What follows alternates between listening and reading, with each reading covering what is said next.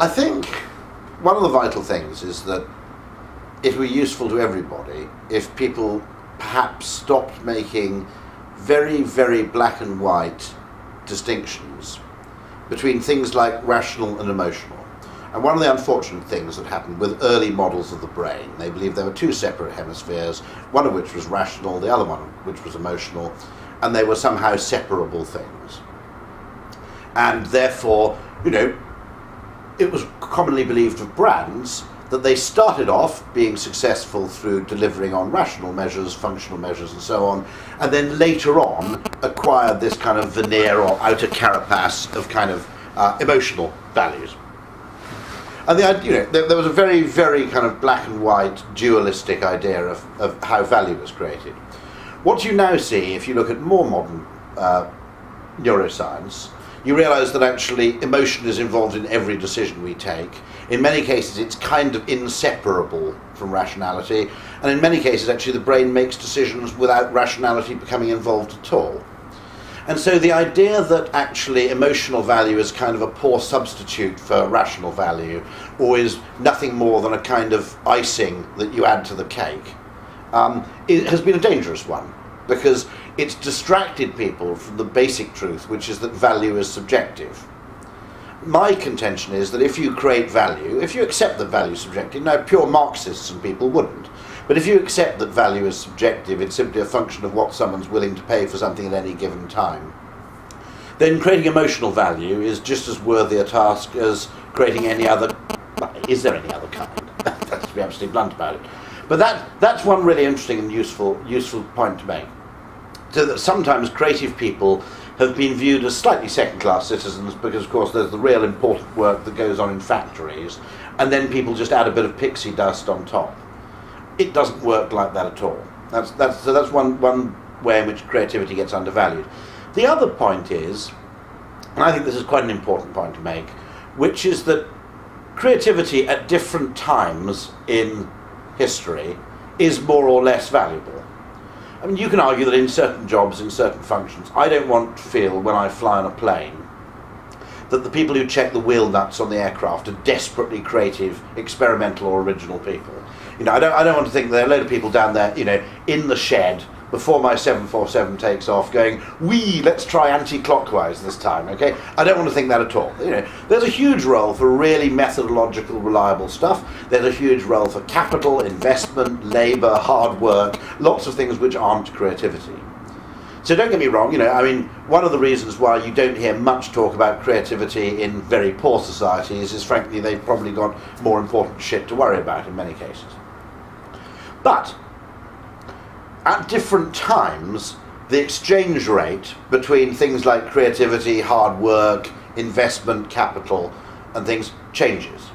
Now, I'd say that the internet age, in that a good idea had in one place becomes instantly usable all over the world, changes the exchange rate between the value of ideas and imagination and new thinking and the value of other stuff. Now, I'll give you an example of this. If you take the old world, the British Library was built at a cost of about £1 billion to house all the books physically. Would we have actually done that now if we'd known what we know now? I think what someone would have done is they would have done something where they said, let's digitise all the books and not have a physical library at all. And it interests me, I was just writing a piece about this, where I said that if you think about it, you can spend £1 billion on the British Library and I've used it about once in my entire life. On the other hand, a guy somewhere in the States has an idea for a product called, to give you a really trivial, inexpensive example, I mean, Twitter would be one example, Instapaper.com would be another. That idea to implement, basically to implement, probably costs, you know, anything between a few hundred, a few tens of thousands and maybe a few $100,000. And yet I use that absolutely every day, both of them. And so a really, really good idea with not much money can now create a spectacular amount of real human value and utility. Now that wasn't, in the pre-digital age, that was less true, and the exchange rate between the value of people who can actually think and have ideas and actually the value of people who can execute, invest, etc. has changed. And I truly say that, you know, nowadays I'd like to think we're moving into an age where creativity will start to be properly valued. for that reason, that actually, really, it's the ideas that make the big difference to quality of life nowadays. Often, incidentally, ideas which are quite inexpensive to actually action or put into place.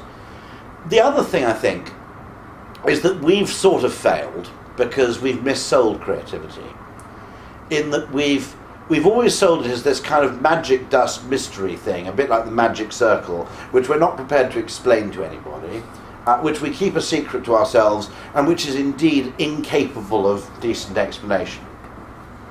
And I don't think that's good enough. I think that since the people who control the levers of power, and indeed the levers of budget, tend to be people who place great store by things like predictability and explicability, I don't think going in and saying, woo, it's like acupuncture, no one knows how it works, but it's amazing, okay? I don't think that's done us many favours. And in the advertising world, I think what we've got to do is ally ourselves more closely to disciplines which absolutely understand the value of the imagination, but at the same time don't claim to be entirely based on a kind of weird mystique. And so, if you look at human behaviour in particular, I think the marketing world and the advertising world has completely failed in the last few years to develop, well, in the last half century, to develop a proper model of human behaviour and how you influence it. If you have that model, you can explain why creativity is important, which is that actually, in a sense, people are complicated and don't make perfect sense, and quite a lot of what they respond to is deeply counterintuitive. You know, they respond to incentives, they respond to words, images, pictures in a highly counterintuitive way. So that you say one thing, they hear another. You know, in many cases, I think attempts to persuade people are actually wrong-headed, because most people have a kind of inbuilt mentality which goes, actually, when I'm persuaded to do something, it's something I do against my will and I only do once. Okay? If you think about it, persuasion is in a weird way the opposite of seduction. If you ever hear somebody say, a man or a woman, I persuaded him or her to sleep with me, okay, it's not evidence of a really, really great relationship. You know, it's something which might be okay, but it's going to happen once. You know. And so, once you understand, you know, looking at behavioural economics, looking at neuroscience, etc., that people actually respond to stimuli in unpredictable ways which cannot be fully accounted for on a spreadsheet, then suddenly you've got a really good role for people being creative. And the way they should be creative, by the way, is by experimenting, by testing things, testing stimuli, testing propositions, and seeing what works. And so you don't assume that actually the way to make someone think that a product is good is by giving a lot of facts about the product.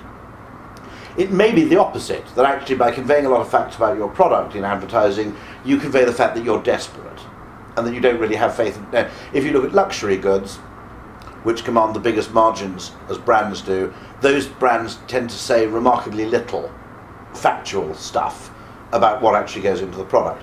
So there's a whole load of stuff going on with human psychology which just depends on intuition, or at least an understanding of things being counterintuitive and strange, which pure rationality on its own won't do. So you need creative people.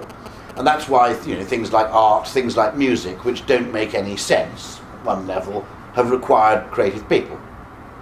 And so that's the vital thing. I think we've undersold ourselves by actually not really explaining a perfectly good scientific reason why this particular skill is sometimes necessary. Yeah. And I think that's a really important one.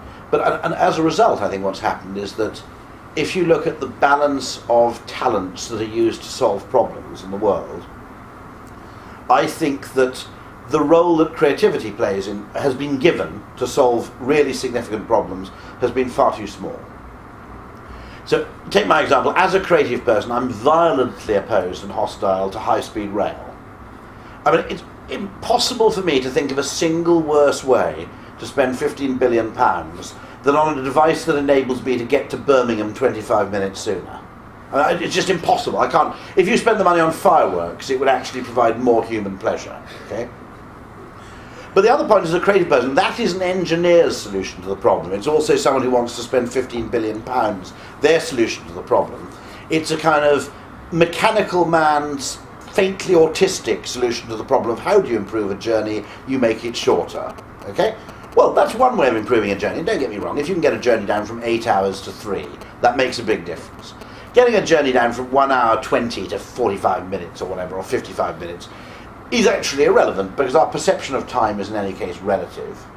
If you put television or Wi-Fi on the trains, it will improve the journey far more than actually reducing the duration. And if I asked you to make a trip to Birmingham 5 times in the next 3 weeks, and you had to write down a list of all the things that annoyed you on those journeys, my hunch is that you might be annoyed by queuing for the ticket, you might be annoyed at the fact there was nowhere to park, you might be annoyed at the ticket barriers, you might be annoyed that some of the trains were overcrowded, but not even in the top 10 of your things that annoy you would come the duration of the journey.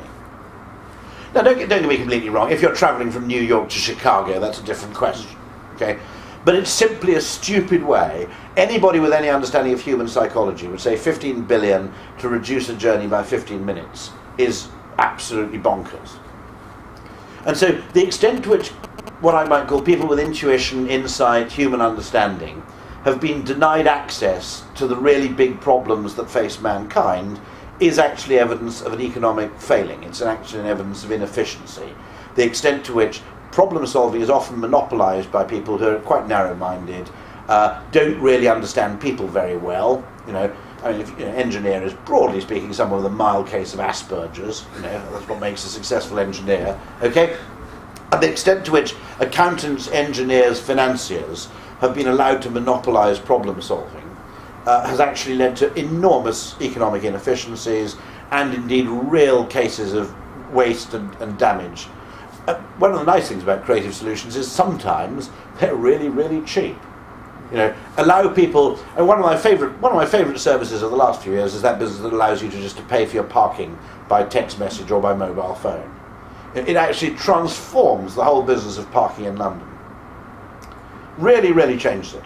Now, here's a creative suggestion just to add to that.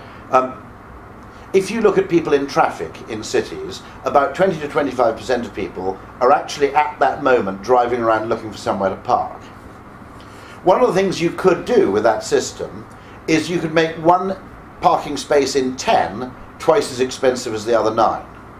So someone who's actually desperate to park in a hurry in a particular place can usually find somewhere if they're just prepared to pay a bit more. You could offer real yield management and things like that. Now that's what I mean about the fact that the digital age suddenly provides us with this massive platform for deploying the imagination. And actually the exchange rate between imaginative thinking and other forms of human effort has shifted and massively in favour of creativity.